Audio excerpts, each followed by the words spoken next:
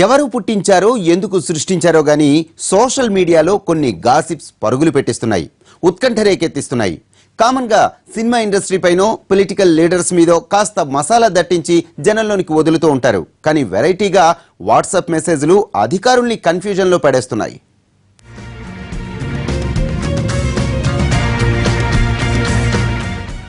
ఎవరు చేశారు, ఎందుకు చేశారు, నిజమని భ్రమించే వాతావరణాన్ని దేనికోసం సృష్టించారు?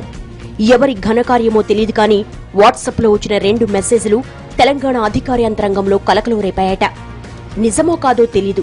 కొందరు నిజమేనని నమ్మేసి అలాగెలా జరిగిందని ఎంక్వైరీతో ఇంకొందరు హడావుడి పడేలా చేశాయి మెసేజ్లు. కింది స్థాయి నుంచి పై స్థాయి అధికారుల దాకా అధికారులంతా క్రాస్ చెక్ చేసుకునేలా చేసిందట ఆ ప్రచారం. ఇంతకీ ఆ ప్రచారమేంటో తెలుసా? తెలంగాణలో పెరిగిన జిల్లాల్ని కుదించారని.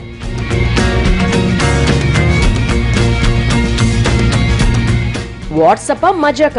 గతంలో అంటే ఓ అధికారిక ఉత్తర్వు అందాలి, ఉన్నతాధికారి దాన్ని కన్ఫర్మ్ చేయాలి. ఇప్పుడు ఏదైనా సోషల్ మీడియాలోనే అన్నట్లుంది వరుస.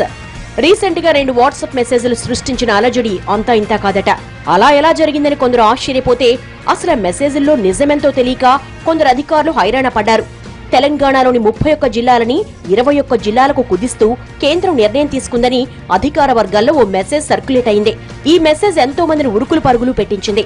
చివరకు జిల్లాల పునర్విభజన ప్రాసెస్ చూసే అధికారులు కూడా నమ్మలేక, అలాగని కొట్టిపారేయలేక క్రాస్ చెక్ చేసుకోవాల్సి వచ్చింది. రెవెన్యూ విభాగానికి కొందరు కలెక్టర్లు కూడా ఫోన్ చేసి నిజమేనా అని ఆరా తీశారట. సబ్ కలెక్టర్లు, ఆర్డీఓలు, తహసీల్దార్ల నుంచి కూడా ఫోన్ల మీద ఫోన్లు వచ్చాయంట. కొందరైతే ఉండబట్టలేక కేంద్ర హోంశాఖను కూడా సంప్రదించారని సమాచారం.